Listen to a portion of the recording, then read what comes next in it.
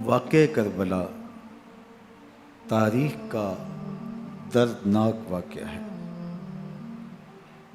یہ اقتدار کی جنگ نہیں تھی، اقدار کی جنگ تھی۔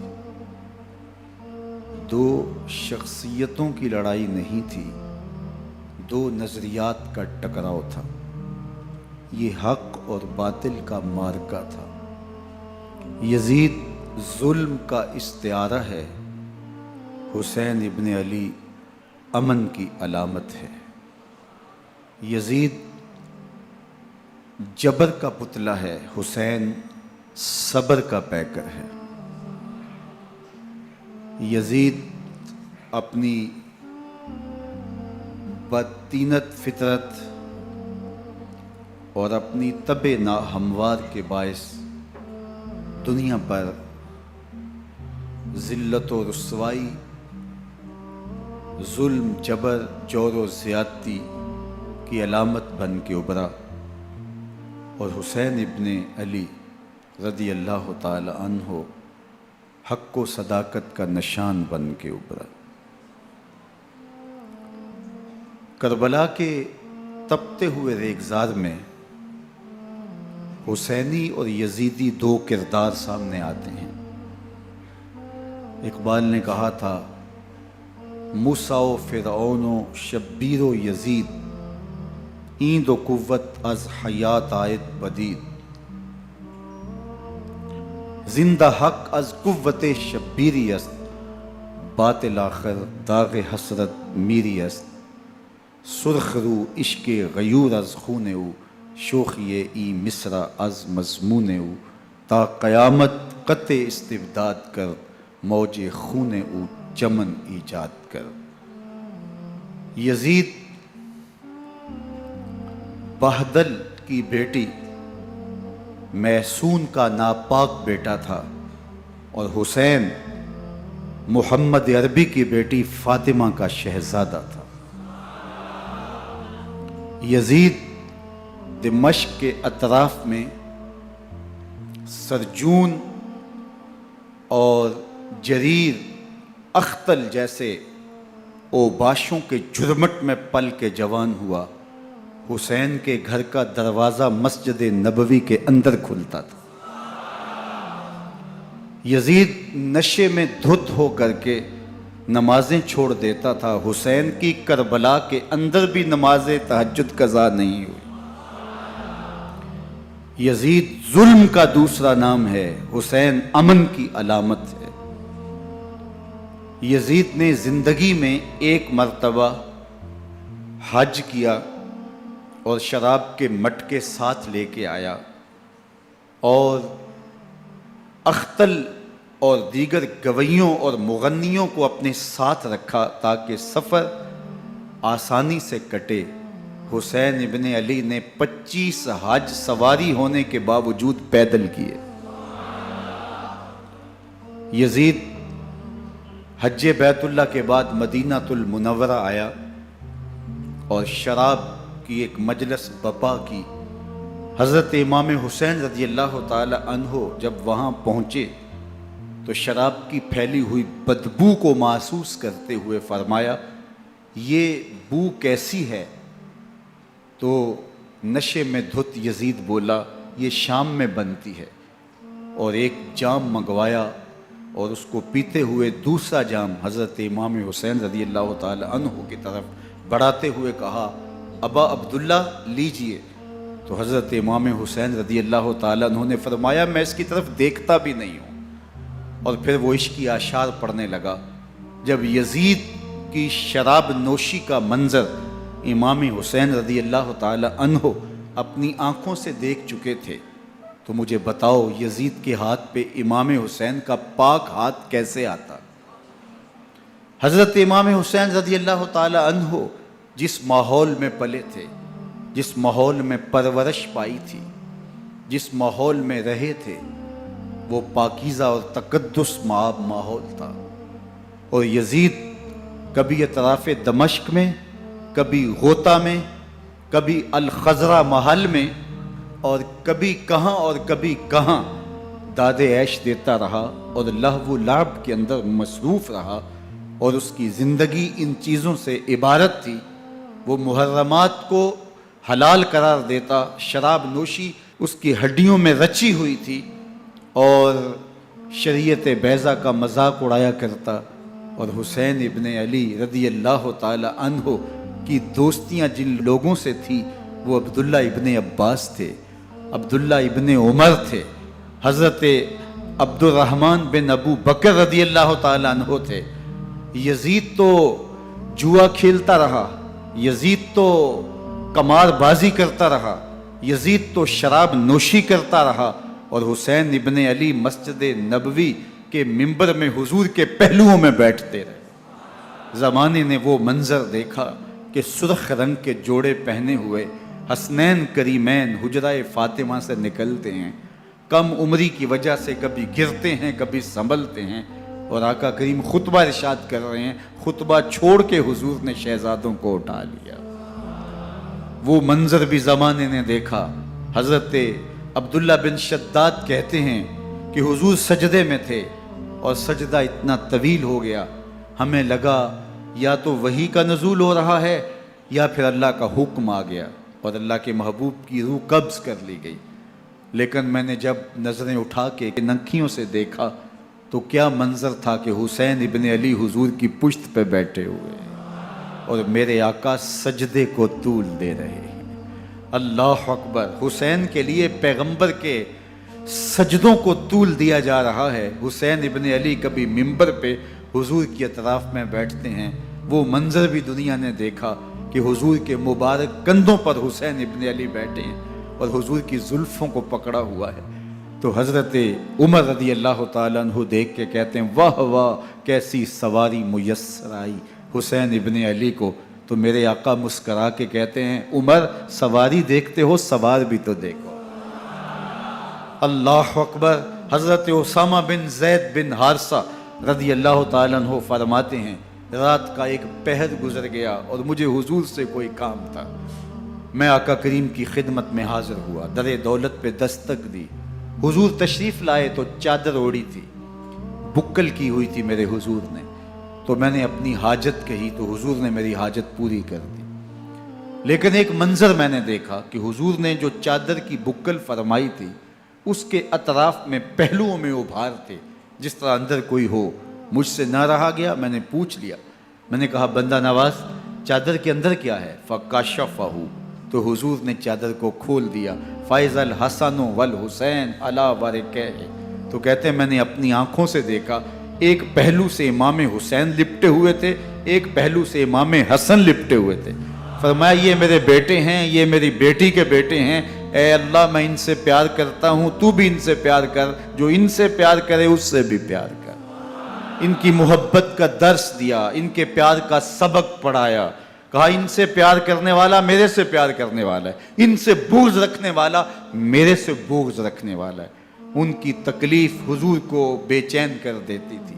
حضرت سیدہ فاطمہ الزہرا رضی اللہ تعالی عنہ کے گھر کے قریب سے گزرے تو حضرت امام حسین کے رونے کی آواز آ رہی تھی، تو آقا کریم علیہ السلام نے فرمایا کہ فاطمہ حسین کو چپ کرواؤ، الا تعلمی ان بقاءہ یوزینی، تو جانتی نہیں حسین کا رونا مجھے دکھ دیتا ہے۔ حسین ابن علی کو حضور رونے نہیں دیتے تھے، ان کو دکھی نہیں ہونے دیتے تھے، کیونکہ رسول اللہ صلی اللہ علیہ وسلم جانتے تھے کہ یہ کتنے دکھ سہے گا، کتنی تکلیفوں سے گزرے گا اور کتنے مصائب سہے گا۔ زمانے نے وہ گھڑیاں بھی دیکھیں کہ حضرت حذیفہ بن یمان رضی اللہ تعالیٰ عنہ فرماتے ہیں کہ میں حضور کی خدمت میں نماز مغرب کی ادائیگی کے لیے حاضر ہوا، اور میں نے یہ اجازت خاص طور پہ اپنی ماں سے اس شرط پہ لی تھی کہ امی آپ مجھے اجازت دیں، میں حضور کی خدمت میں حاضر ہوتا ہوں، مغرب کی نماز بھی ادا کروں گا اور پھر حضور سے عرض کروں گا حضور میرے لیے اور میری ماں کے لیے بخشش کی دعا کر دیجئے۔ ماں نے اس شرط پہ اجازت دے دی اور میں حضور کی خدمت میں آ گیا، نماز مغرب ادا کی، سلام پھرا تو میرے دل میں آرزو تھی میں حضور سے عرض کروں حضور میرے لیے اور میری ماں کے لیے مغفرت کی بخشش کی دعا کر دیں، لیکن حضور عبادات میں ذکر میں نوافل میں ایسے مشغول ہوئے کہ میں آرزو رکھنے کے باوجود بھی عرض نہ کر سکا۔ خیر نماز عشاء کا وقت ہوا، اذان پکاری گئی، حضور مصلی پہ آئے، نماز پڑھی، سلام پھرا، تو میرے دل میں پھر خیال آیا کہ ماں سے ایک نماز کی چھٹی لی تھی، نمازیں بھی 2 ہو گئیں، ماں نے جاتے پوچھنا ہے حضور سے میرے لیے اور اپنے لیے مغفرت کی، بخشش کی دعا کروائی تھی، تو کیا جواب دوں گا؟ اور حضور اٹھے اور کاشانہ اقدس کی طرف چل دیے۔ اب میرے دل میں یہ خیال رہ کے آ رہا تھا کہ ماں کو کیا جواب دوں گا؟ میں تو حضور سے بخشش و مغفرت کی دعا کروا ہی نہیں سکا۔ جب حضور چل پڑے تو غیر ارادی طور پہ میں بھی حضور کے پیچھے چل پڑا۔ چلنے میں تھوڑی سی رفتار تیز ہو گئی، جس سے قدموں کی آہٹ پیدا ہوئی۔ تو جب آواز پیدا ہوئی تو حضور نے رخ پھیرے بغیر فرمایا من ھذا، میرے پیچھے پیچھے کون آ رہا ہے؟ پھر خود ہی کہا حذیفہ تو نہیں؟ تو میرا دل دھڑک رہا تھا، قلت نعم، میں نے کہا جی حضور میں حذیفہ ہوں۔ فرمایا ما حاجتک غفر اللہ لک ولامک، کیا کام ہے؟ اللہ تجھے بھی بخش دے، تیری ماں کو بھی بخش دے۔ اب جو کام تھا وہ جنبش لب سے پہلے ہی ہو گیا، یہاں تو لفظوں کا سہارا بھی نہیں لینا پڑتا، وہ بند لبوں کی بولیاں بھی سنتے ہیں۔ اقبال بولا ہے فروغت صبح آثار و دہور، چشم تو بی نندائے ما فی الصدور، تیری نظر تو سینوں کے چھپے راز بھی دیکھتی۔ تو کہا ما حاجتوں کا غفر اللہ لک ولامک، اللہ تجھے بخش دے، تیری ماں کی بھی مغفرت کر دے، کیا کام ہے؟ اب جو کام تھا وہ تو ہو گیا۔ تو میرے حضور نے ارشاد فرمایا حذیفہ سنو، ابھی ایک فرشتہ آیا ہے جو اس سے قبل دھرتی پر پہلے کبھی نہیں آیا، آج پہلی مرتبہ اللہ سے اجازت لے کے 2 کام کرنے آیا ہے۔ ایک تو مجھے سلام کرنے آیا ہے، اور دوسرا خوشخبری دینے آیا ہے کہ آپ کی بیٹی فاطمہ جنتی عورتوں کی سردار ہے، اور حسن اور حسین جنتی جوانوں کے سردار۔ ایک طرف یزید ناپاک میسون کا پلیت بیٹا، اور ایک طرف محمد عربی کا نواسا، فاطمہ کے دودھ کا اثر، علی المرتضیٰ کے خون کی تاثیر، رسول اللہ صلی اللہ علیہ وسلم کے کندھوں پہ بیٹھنے والا۔ ایک دن حضور نے امام حسین رضی اللہ تعالیٰ عنہ کے ہاتھ پکڑ لیے اور ان کے پاؤں اپنے پاؤں پہ رکھے، اور پھر فرمایا بیٹے آگے بڑھو، اور ان کے پاؤں حضور کی پنڈلیوں پہ آئے۔ پھر کہا بیٹے اور آگے بڑھو، حتیٰ کہ ان کے پاؤں حضور کی رانوں پہ آئے۔ پھر فرمایا بیٹا اور آگے بڑھو، تو ان کے پاؤں حضور کے مبارک بطن اقدس پہ آئے۔ پھر بازوؤں کو کھینچ کے اپنے قریب کیا اور حسین ابن علی کے منہ میں اپنی زبان رکھ دی، اور وہ اس طرح چوس رہے تھے جس طرح کھجور چوسی جاتی ہے۔ تو اللہ کے محبوب علیہ السلام نے حسین ابن علی کو اپنی زبان کا لعاب دہن دے کر کے، وہ شیر رحمت دے کر کے، وہ کوثر و تسلیم سے پاکیزہ تر آب رحمت عطا کر کے ان کی ہمیشہ کے لیے پیاس بجھا دی، تاکہ کل کربلا کے تپتے ہوئے ریگزار میں حسین ابن علی کو پیاس کی شدت تنگ نہ کرے اور پائے استقلال میں لغزش نہ آنے پائے۔ ان نازوں سے پالے ہوئے حسین کو، ان محبتوں سے پالے ہوئے حسین ابن علی کو امتحان بھی اتنے بڑے درپیش تھے۔ یاری تیری سونا پر ازمیشہ تیریاں اگ، سونا پرکھیا جامدہ ہے نال اگاں دے لگ۔ جتنا بڑا شخص ہوتا ہے اتنی آزمائشیں بھی بڑی ہوتی ہیں۔ پیغمبر رحمت کی آغوش میں کھیلنے والا، حجرہ فاطمہ کا جانشین، مصلی رسول کا وارث، منبر رسول صلی اللہ علیہ وآلہ وسلم پر حضور کے مبارک پہلو اور گود میں بیٹھنے والا حسین، حضور کی زبان چوسنے والا حسین، حضور کے کندھوں پہ سواری کرنے والا حسین، آقا کریم علیہ الصلوۃ والسلام کے مبارک سجدے کی حالت کے اندر حضور کی پشت پہ کھیلنے والا حسین، جس حسین کا دروازہ مسجد نبوی کے اندر کھلتا تھا اور یزید کی کرتوتوں کے چشم دید گواہ تھے۔ یزید جب تخت نشین ہوتا ہے تو اسے یہ فکر ہوتی ہے کہ امام حسین، عبداللہ بن زبیر، عبداللہ بن عمر، عبداللہ ابن عباس یہ میری بیعت کرے. اور وہ ولید بن عقبہ کو لکھتا ہے کہ ہر صورت میں ان کی بیعت لو، اور اگر بیعت نہ دیں تو سختی کرو. حضرت امام حسین رضی اللہ تعالی عنہ کو بلاوا آتا ہے کہ آپ کو دارالامارت میں گورنر ہاؤس میں بلایا جا رہا ہے. ولید بن عقبہ کا پیغام آپ کو پہنچتا ہے. آپ اس وقت فرماتے ہیں کہ اس وقت جو پیغام پہنچا ہے وہ کسی خطرے سے خالی نہیں ہے. تو کچھ سواروں کو ساتھ لیا، کہا تم دارالامارت کے باہر کھڑے رہنا، اگر میری آواز بلند ہوئی تو اندر آ جانا، ورنہ تم انتظار کرنا. آپ اندر گئے. ولید بن عقبہ نے مروان کو بھی بلایا تھا. مروان بن حکم یہ گورنر مدینہ ولید سے پہلے رہ چکا ہے، تو اس نے مشورہ دیا کہ سختی کی جائے. خیر ولید بن عقبہ نے کہا کہ یہ خط ہے، حضرت امیر معاویہ کا انتقال ہو گیا اور یزید تخت نشین ہوا ہے، لہٰذا وہ آپ سے بیعت کا مطالبہ کرتا ہے. تو حضرت امام حسین رضی اللہ تعالیٰ عنہ نے فرمایا کہ میرے جیسا شخص یوں چھپ کے بیعت نہیں کر سکتا. اور آپ واپس پلٹے. مروان بن حکم نے ولید بن عقبہ کو کہا کہ یہ موقع ہے جانے نہ دیا جائے، اگر یہ نکل گئے تو دوبارہ تم قابو نہیں پا سکو گے اور انہیں یہیں قتل کر دیا جائے. حضرت امام حسین رضی اللہ تعالیٰ عنہ نے یہ بات سن لی. کہتے ہیں حضرت امام حسین انہی قدموں کے بل واپس پلٹے اور مروان بن حکم سے مخاطب ہو کے کہا، مروان کیا بول رہا ہے؟ وہ خاموش ہو گیا. فرمایا تو جانتا نہیں ہم کون ہیں؟ آنا حسین ابن علی ابن ابی طالب، میں حسین ہوں، میں علی کا بیٹا ہوں. ہمارے گھر میں قرآن اترتا رہا ہے، وحی کا نزول ہوتا رہا ہے، اور یزید فاسق ہے، فاجر ہے، مسلمانوں کا قاتل ہے اور شرابی ہے. میں ڈنکے کی چوٹ پہ یزید کی بیعت سے انکار کرتا ہوں. بس حیدری کچھار سے محمدی شیر نکل آیا ہے. اب اوسان خطا ہو گئے، راستہ چھوڑ دیا، واپس آئے. سیدہ زینب سے ملے، کہا مدینے کو چھوڑنا پڑے گا. کہا بھیا کیا ہوا؟ کہا یزید بیعت لینے پہ مصر ہے اور میں کسی صورت بھی بیعت نہیں کروں گا. رسول اللہ کا مدینہ ہمارے خون سے لالہ زار بنے گا. میں نہیں چاہتا کہ حضور کے شہر نور کی حرمت پامال ہو. دوستو وہ کیسا منظر ہوگا جب حسین ابن علی نے آخری حاضری حضور کے روضے پہ دی ہو.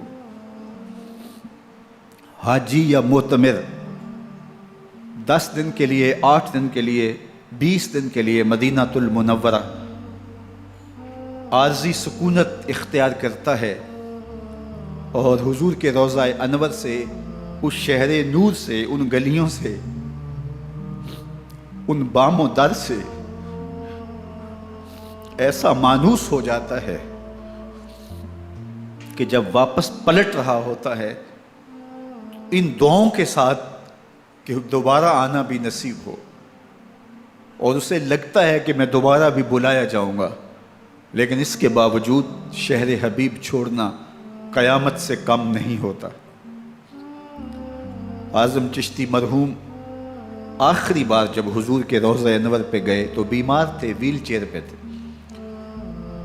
باب بقی سے باہر نکلے تو خادم سے کہا کہ میری ویل چیئر پیچھے سے کھینچو تاکہ میرا رخ روضہ انور کی طرف رہے.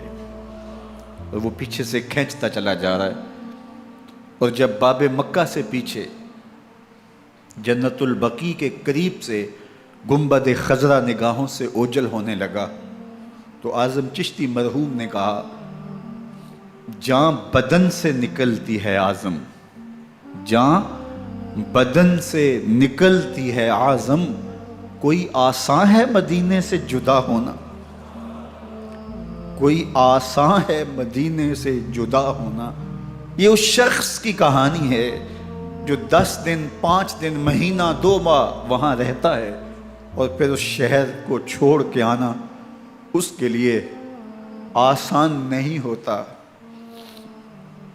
اور مجھے بتاؤ کہ حسین جو پیدا مدینے میں ہوا، جس کے گھر کا دروازہ مسجد نبوی کے اندر کھلتا تھا، جو مسجد نبوی کے اندر پرورش پا کے جوان ہوتا ہے اور مدینے کی گلیوں میں کھیلتا رہا، اس حسین ابن علی کے لیے مدینہ چھوڑنا، اور پھر وہ اس بات کا علم اور شعور رکھتے تھے کہ یہ آخری بار حضور کے در پہ حاضری ہے، دوبارہ اس شہر نور میں نہیں آ سکوں گا، تو کیا قیامت ہوگی اور کیا منظر ہوگا۔ محمد بن حنفیہ کے علاوہ خاندان نبوت کے جتنے لوگ تھے ان سب نے شہر مدینہ کو الوداع کہا، اور رات کے موقع میں مدینہ المنورہ کو، مسجد نبوی کو چھوڑ کر کے مکہ کی جانب عازم سفر ہوئے۔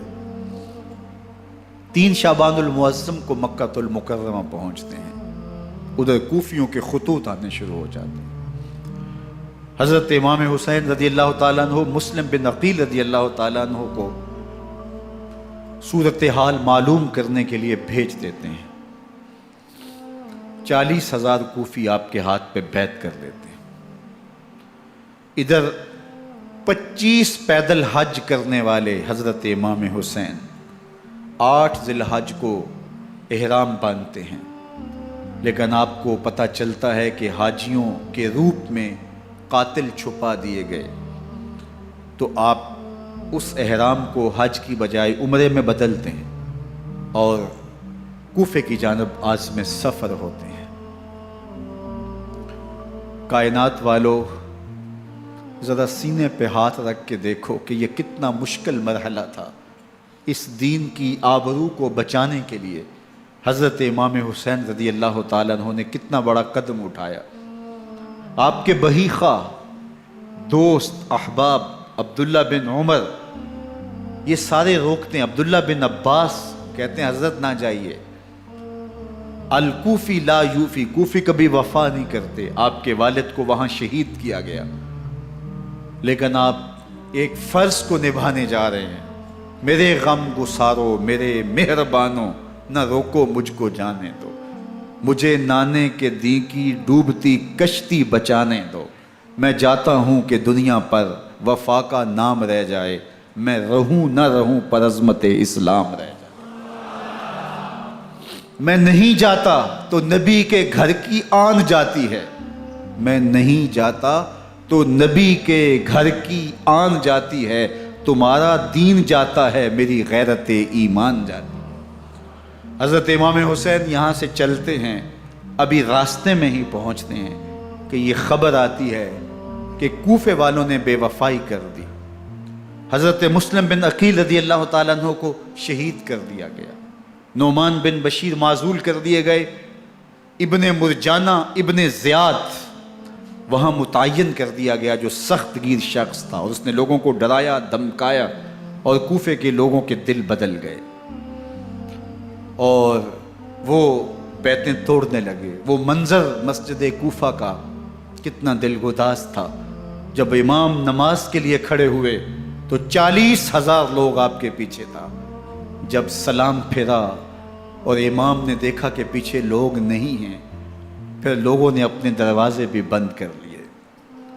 رات کی تنہائیاں ہیں اور حضرت مسلم بن عقیل کو کوئی پناہ دینے والا نہیں ہے۔ لوگوں نے دروازے بند کر لیے کہ کہیں ہمارے گھر میں نہ آ جائیں اور ہم مشقت اور حکومتی تشدد کا شکار نہ ہوں۔ کتنا دردناک لمحہ ہے حضرت مسلم بن عقیل رضی اللہ تعالیٰ عنہ پہ، اور پھر حضرت مسلم بن عقیل بے دردی سے شہید کر دیے جاتے ہیں۔ آپ ابھی راستے میں ہیں، یہ ساری کہانی پہنچتی ہے کہ حضرت مسلم شہید کر دیے گئے اور بے دردی سے شہید کر دیے گئے۔ وہ جنہوں نے خط لکھے تھے کہ ہم آپ کے ساتھ ہیں اور ہم منتظر ہیں، چشم برا ہیں، آپ کے قدموں کی چاپ سننے کے لیے بےتاب ہیں، آج انہوں نے بیتیں توڑ دی۔ 40,000 کوفی منحرف ہو گئے۔ مسجد کوفہ کا وہ منظر کس قدر روح کو تڑپا دینے والا تھا۔ ہم پچھلے سال عصر اور مغرب کے درمیان جب کوفہ پہنچے تو سورج ڈوبنے کے قریب تھا۔ میں نے اپنی زندگی میں اتنا اداس موسم کہیں نہیں دیکھا جتنا اداس موسم کوفے میں دیکھا۔ ایسے لگتا تھا جس طرح کوفے کی آب و ہوا آج بھی شرمندہ ہے۔ جو مسلم بن عقیل اور خاندان نبوت کے ساتھ اہل کوفہ نے کیا، حضرت امام حسین رضی اللہ تعالیٰ عنہ کو ان کے بہی خواہوں نے، اعزاء نے، اقربا نے، دوستوں نے، آوان و انصار نے، ساتھیوں نے کہا کہ حضرت حالات یکسر تبدیل ہو گئے، اب ہمیں مراجعت کر جانی چاہیے، واپس پلٹ جانا چاہیے۔ تو حضرت امام حسین کافی سوچ بچار میں رہے، پھر اس کے بعد آپ نے فیصلہ کیا کہ ہم آگے بڑھیں گے۔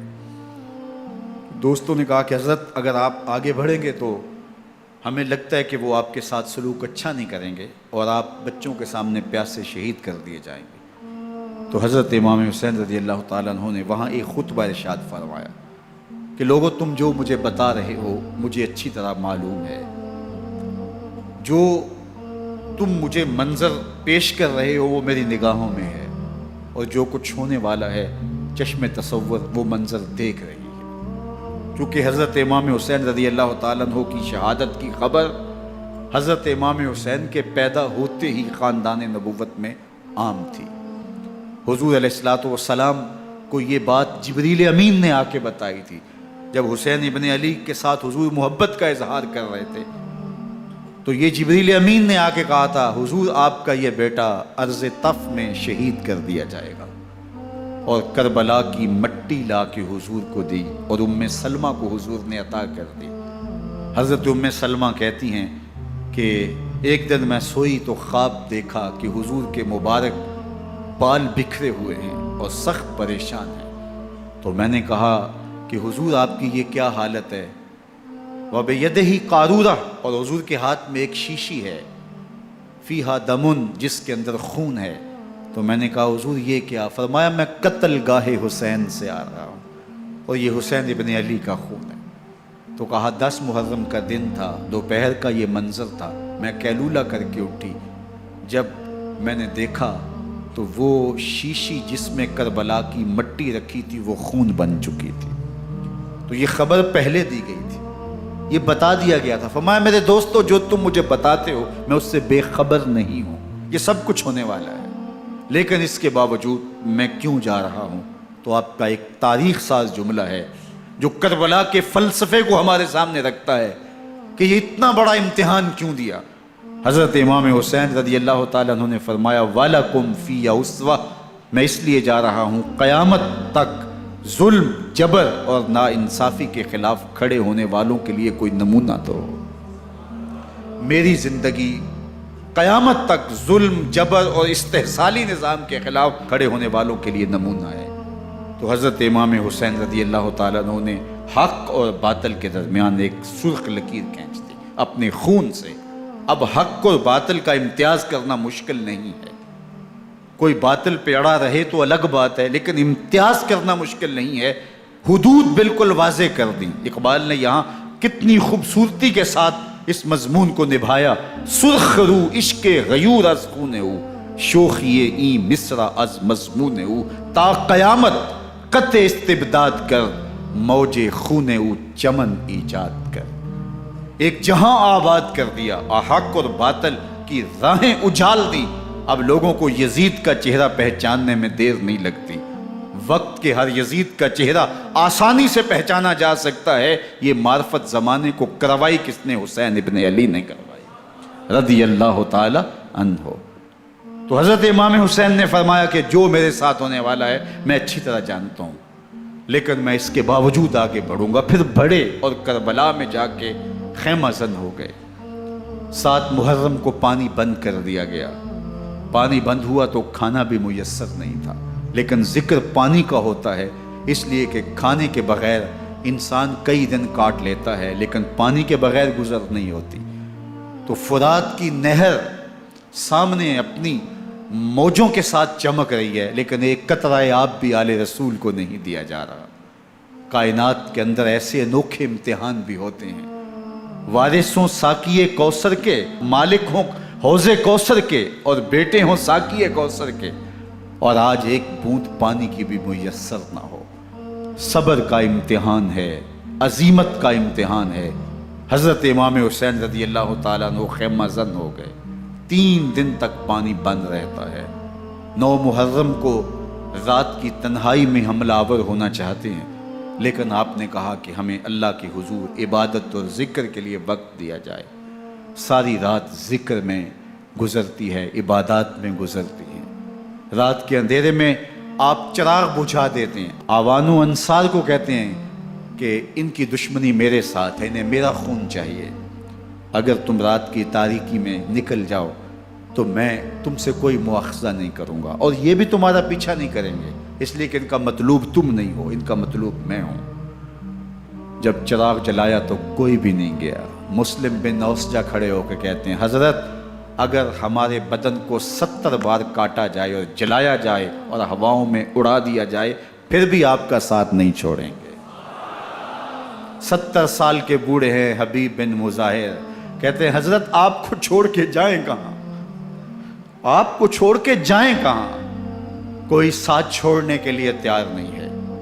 پیاس ہے، سخت گرمی ہے، کربلا کا ماحول ہے، 72 افراد اور خاندان کی خواتین میدان کربلا میں خیمہ زد ہیں۔ دوسری طرف لشکر اعداء اشقیا 22,000 کی تعداد میں مقابلے میں، ایک روایت 30,000 کی ہے۔ ان صرف 72 پیاسے لوگوں کے لیے اتنے لوگوں کو جمع کرنے کا مقصد خوف زدہ کرنا تھا۔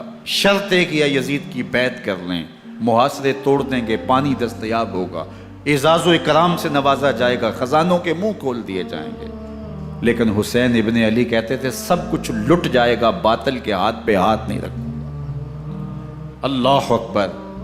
اب صبح طلوع ہوتی ہے، عاشور کا دن چڑھتا ہے، سورج اپنی پوری تمازت کے ساتھ گرمی برسا رہا ہے۔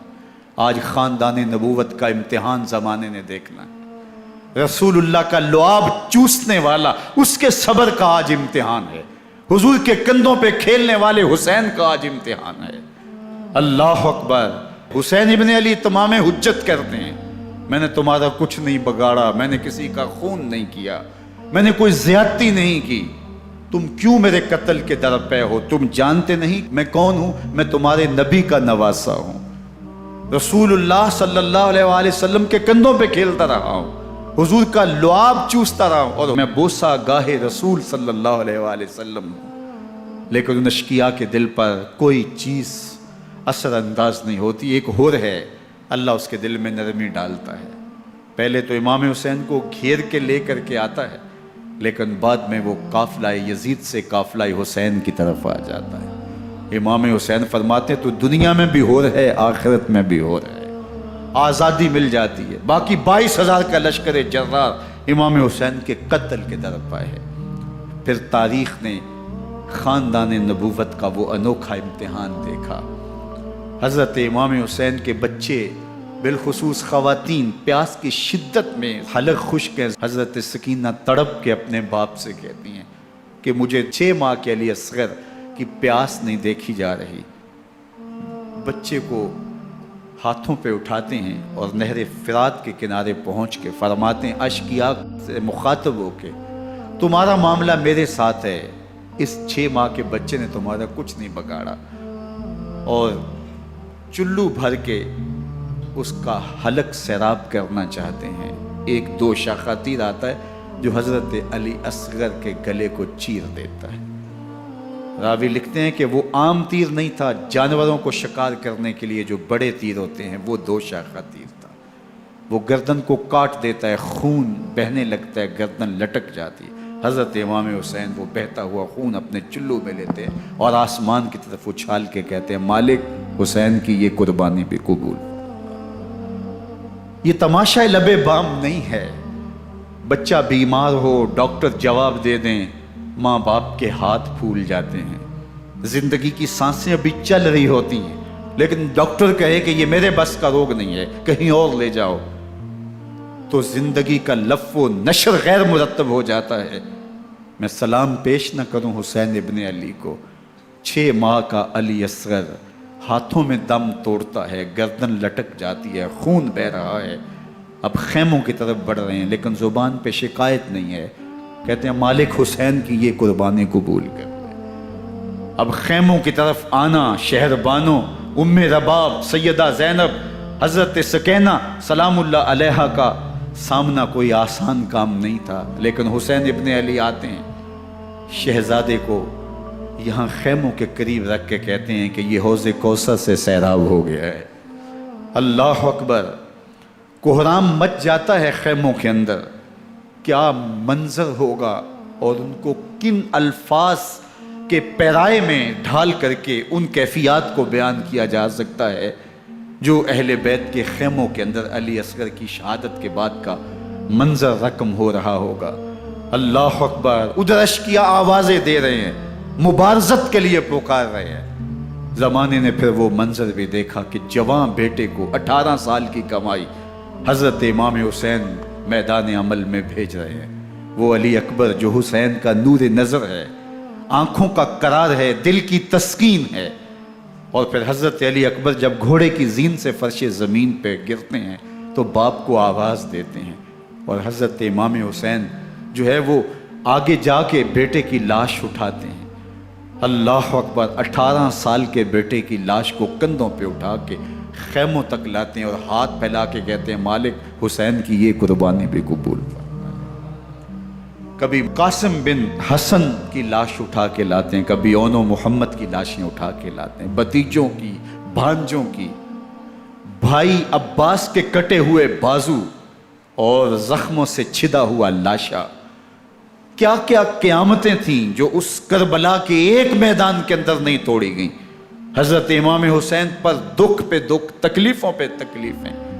اب 71 لاشیں اٹھا کے خیموں تک پہنچا چکے، اور ادھر مبارزت کی دعوت دی جا رہی، آؤ میدان عمل میں آؤ، اب دیر کیوں کر رہے ہو۔ رسول اللہ کا حرم، رسول اللہ کی شہزادیاں جو نازوں میں پلی تھی، وہ کلیاں جو شبنم کا بوجھ بھی گوارا نہیں کر سکتی تھی، آج مصیبتوں کے پہاڑ ٹوٹ گئے۔ حضرت امام حسین کبھی شہربانوں کو، کبھی ام رباب کو دلاسا دیتے ہیں، کبھی حضرت زینب کو کہتے ہیں۔ حضرت زینب کربلا کے اس میدان کے اندر بڑے حوصلے کے ساتھ اپنے بھائی کے ساتھ کھڑی رہی، اپنے 2 بیٹے راہ خدا میں پیش کیے، ان کی لاشیں وصول کی، لیکن زینب جس جرأت کے ساتھ، جس بامردی کے ساتھ اس سارے منظر کو حوصلے کے ساتھ سہتی رہی، وہ یقیناً حوصلہ سیدہ زینب سلام اللہ علیہا کا ہی ہے۔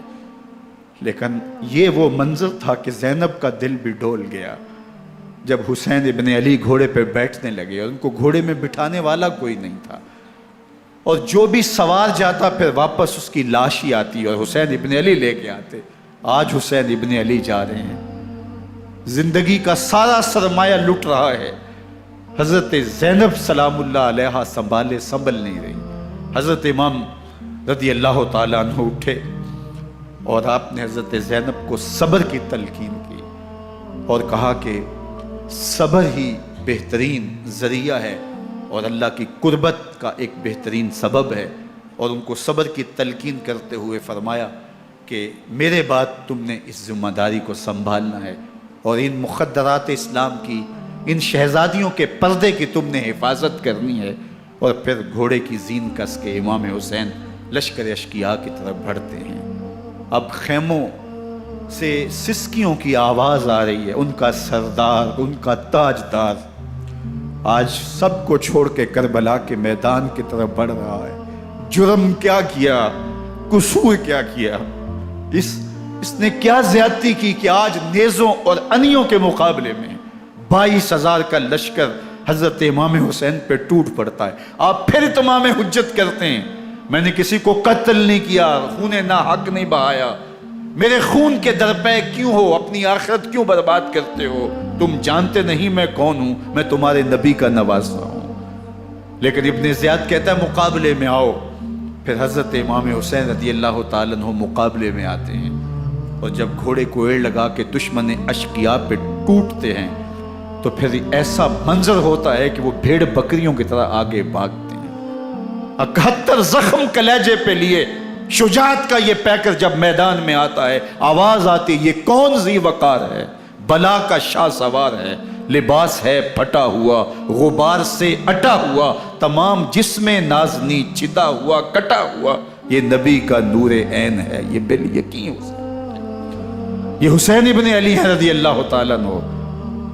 پھر چاند بادلوں میں گھر جاتا ہے، شامی ہنڈے تیر برساتے ہیں، تلواروں سے آپ کے بدن پر ضربیں لگاتے ہیں اور نیزوں سے آپ کے بدن کو پرو دیتے ہیں۔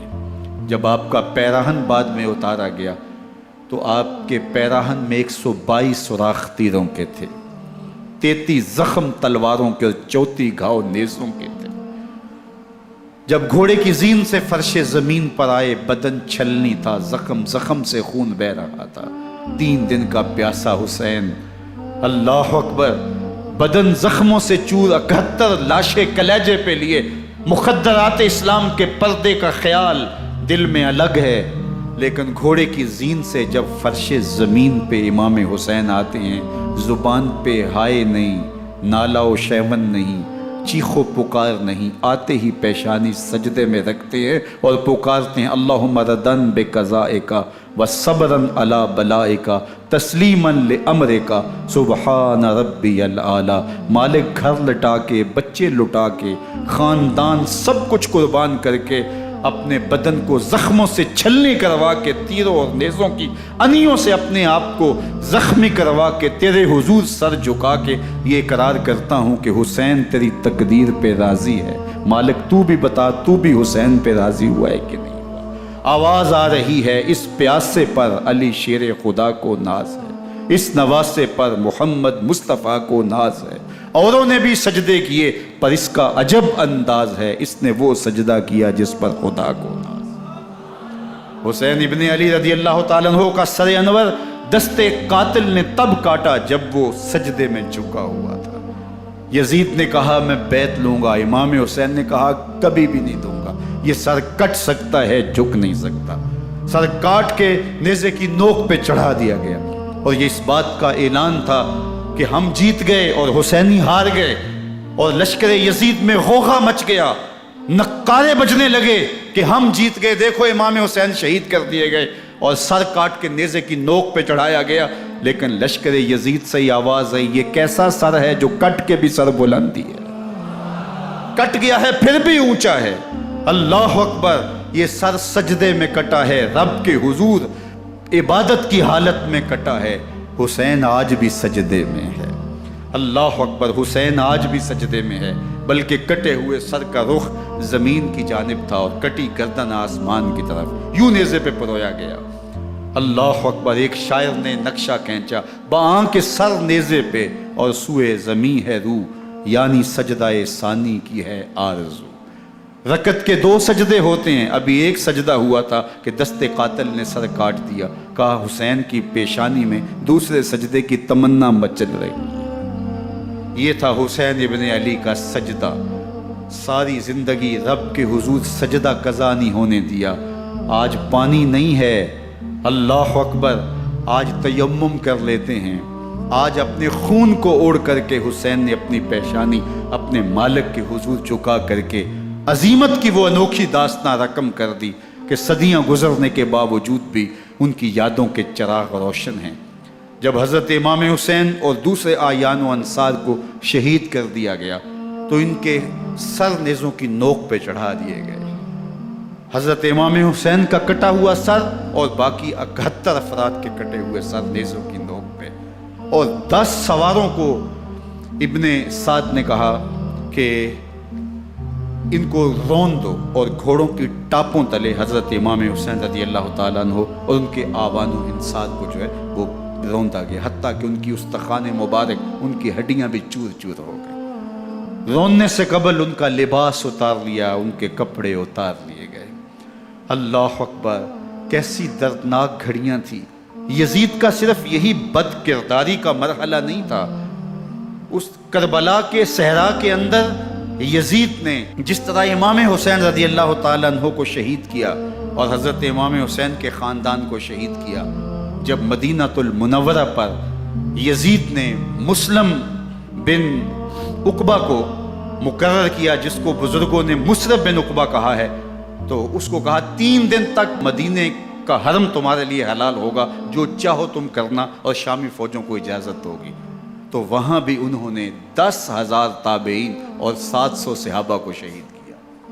حضرت ابو سعید خدری رضی اللہ تعالیٰ عنہ گھر سے باہر نکلے، کافی بوڑھے ہو چکے تھے، تو انہوں نے حضرت ابو سعید خدری کو پکڑ لیا، کہا تم کون ہو؟ کہا مجھے ابو سعید خدری کہتے ہیں۔ تو کہا ہاں تمہارا نام سنا ہے، اور داڑھی سے پکڑ کے کھینچا اور کہا کہ ہے تمہارے پاس جو ہمیں دو؟ تو کہا کہ میرے پاس تو کچھ بھی نہیں، میں تو فقیر آدمی ہوں۔ تو ان کے گھر ان کو لے گئے، تو 2 کبوتر رکھے تھے حضرت ابو سعید خدری نے، تو وہ کبوتر لوٹ کے لے گئے۔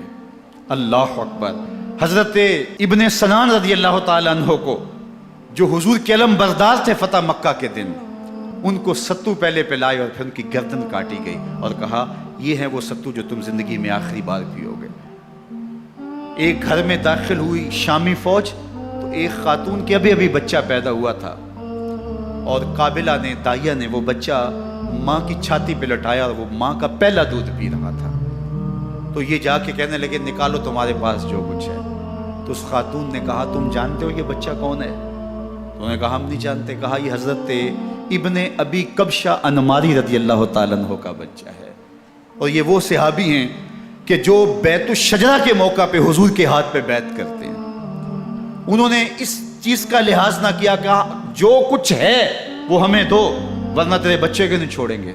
تو ماں بچے سے مخاطب ہو کے کہتی ہے، ابھی بچہ پیدا ہوا ہے اور ماں سے پہلا دودھ پی رہے، کہ بیٹے اگر میرے پاس کچھ ہوتا، وہ قیمتی سے قیمتی چیز بھی ہوتی، تیری جان کے لیے قربان کرتی، لیکن اس وقت میرے پاس کچھ ہے نہیں۔ تو ایک شکی آگے بڑھا اور بچے کو ایک ٹانگ سے پکڑ کے کھینچ کے دیوار کے ساتھ پٹک کے مارا، جس سے دماغ کا بھیجا نکل گیا۔ کیا کیا زیادتیاں نہیں کی۔ 700 صحابہ حرہ کے واقعہ میں شہید کیے یزید نے، اور 10,000 تابعین شہید کیے۔ مسجد نبوی میں ممبر رسول کے ساتھ گھوڑے باندھے، اور وہ ممبر رسول اور مصلی رسول کے قریب لید کرتے رہے۔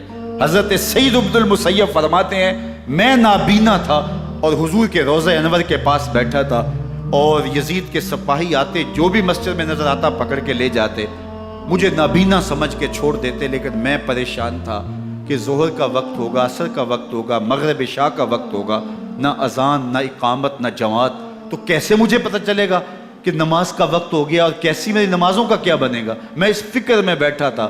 لم ازل اسمع الاذان والاقامت من قبر رسول اللہ صلی اللہ علیہ وآلہ وسلم۔ فرماتے ہیں جب بھی پھر نماز کا وقت آیا، گنبد خضرا سے اذان کی بھی آواز آئی، اقامت کی بھی آواز آئی۔ 3 دن تک مسجد نبوی کے اندر گھوڑے بندھے رہے، اور مدینہ کی حرمت پامال کی۔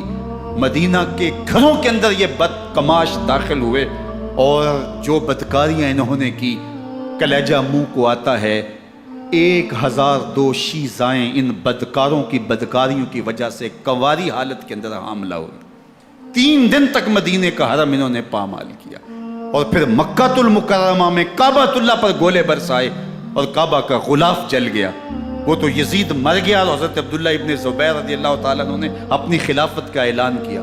یزید کے یہ کرتوت تھے، ادھر اہل مدینہ کو ستایا، ادھر اہل مکہ کو ستایا، اور رسول اللہ صلی اللہ علیہ وسلم کے خانوادے کی بے حرمتی اور توہین کی۔ نہ صرف انہیں قتل کیا گیا، ان کی لاشوں پہ گھوڑے دوڑائے۔ ابن سعد اور شمر جو ہے وہ خیموں میں داخل ہوا، اور مخدرات اسلام کی چادریں چھیننے کی کوشش کی۔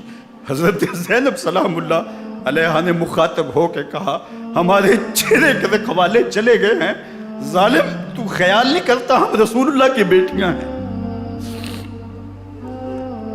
حضرت شہربانو، حضرت زین العابدین اور حضرت زینب سلام اللہ علیہ، ان تینوں کو ایک اونٹ پہ باندھا گیا، اور باقی اونٹوں پہ باقی سادات کو، حضور کی شہزادیوں کو باندھا گیا، رسیوں میں جکڑا گیا، اور اونٹوں پہ باندھ کر کے کوفے کی جانب آگے آگے شہیدوں کے سر چل رہے ہیں، اور پیچھے یہ قافلہ چل رہا ہے۔ اور جب یہ قافلہ وہاں سے گزرا جہاں لاشیں پڑی تھیں، امام زین العابدین 14 سال کے تھے اور بیمار تھے، اور ان کا حوصلہ نہ ہوا، وہاں غشی ان کے اوپر آنے لگی، اور وہ منظر ابن کثیر نے، باقی لوگوں سب نے لکھا ہے کہ پھر جب ان کی یہ حالت ہوئی تو پھر سیدہ زینب سلام اللہ علیہ، جنہوں نے ابھی تک بڑے حوصلے کے ساتھ ساری مشکلات کا مقابلہ کیا تھا، اب ان کے بندھن ٹوٹ گئے اور آنکھوں سے آنسو بہنے لگے، اور سیدہ زینب نے امام حسین رضی اللہ تعالیٰ عنہ کی لاش پہ کھڑے ہو کے، اور وہ روندی ہوئی لاش، ٹوٹی ہوئی ہڈیاں، اور وہ برینا بدن، کٹا ہوا سر نیزے کی نوک پہ، اور لاش یہ پڑی ہے، تو حضرت سیدہ زینب نے مدینے کی طرف منہ کر کے جو ہے وہ حضور سے فریاد کی، یا محمد آہو، یا محمد آہو، ھذا حسین بالآرا مزمل بالدما، یا محمد آہو بناتوں کا سبایا۔ یا رسول اللہ، اے پیارے آقا، یا جد آہو، اے ہمارے نانا محترم، یہ دیکھیے آپ کا حسین پڑا ہوا ہے، بدن سے کپڑے اتار لیے گئے، خاک ہوائیں اڑا رہی ہیں، اور اس کے اوپر چادر جو ہے وہ مٹی کی پڑ گئی ہے۔ حضور آپ کی اولاد کاٹ دی گئی، اور پھر کہا بناتوں کا سبایا، حضور دیکھیے آپ کی بیٹیوں کے ہاتھ باندھ دیے گئے ہیں، اونٹوں پہ کس دیا گیا ہے، سر شہیدہ آگے آگے چل رہے ہیں، اور حضرت سیدنا امام حسین کا آگے آگے سر ہے۔ راستے کے اندر ایک جگہ آئی، رات گزری اور ان کو اتارا گیا۔ رات کا موقع تھا، ایک خاتون آئی اور اس نے کوئی کھانا پیش کیا ان کو، اور کہا کہ میں کسی زمانے میں حضرت سیدہ فاطمہ زہرا کی نوکری کیا کرتی تھی، ان کی لونڈی تھی، ان کی کنیز تھی، اور آج مجھے پتہ چلا کہ آپ لوگ گزر رہے ہیں، تو میں نے کہا کہ میں اپنی مخدومہ کے خاندان کی خدمت کروں۔ اور پھر اس نے کہا کہ اس وقت سیدہ کی گود میں ایک 6-7 ماہ کی بچی تھی جس کو زینب کہا کرتے تھے، تو سیدہ زینب نے کہا کہ اماں اگر پہچانتی ہو تو وہ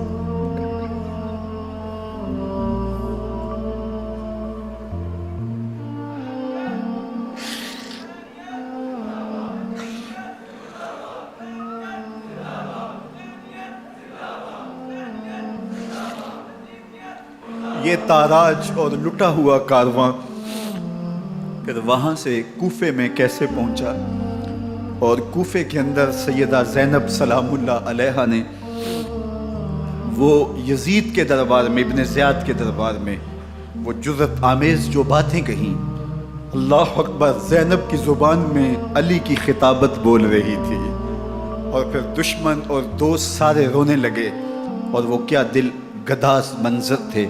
اور پھر یہ سروں کا قافلہ اور سادات کرام کا مشکیں کسی ہوئی ہیں اور اونٹوں پہ باندھے ہوئے، ان کو وہاں سے پھر قادسیہ، اور قادسیہ سے پھر دمشق یزید کے دربار میں پہنچایا گیا، اور وہاں سے یہ لٹے ہوئے خانمہ برباد تاراج لوگ مدینہ المنورہ میں کیسے پہنچے، اور اہل مدینہ نے کیسے استقبال کیا، اور وہ منظر کتنا دلگداز تھا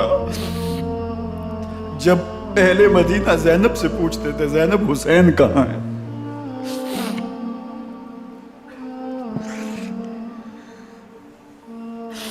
بے مروت بے وفا تیرا بھی کیا افسانہ ہے، جس نے اپنی ہی شمع کو گل کیا تو وہ پروانہ ہے۔ اپنے پیغمبر کے شہزادوں کو اور اپنے پیغمبر کی شہزادیوں کو جو دکھ اس امت نے دیے، یہ کائنات کی ایک انوکھی داستان ہے۔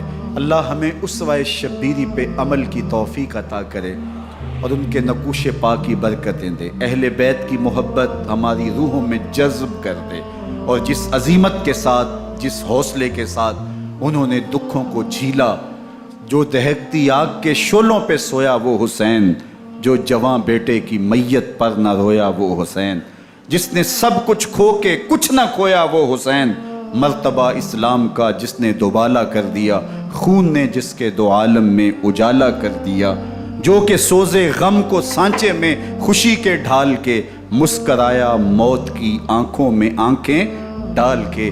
اے حسین ابن علی تم پر سلام، نازش آل نبی تم پر سلام۔ ذرا میرے ساتھ یہ پڑھ لیجئے، اے حسین ابن علی تم پر سلام،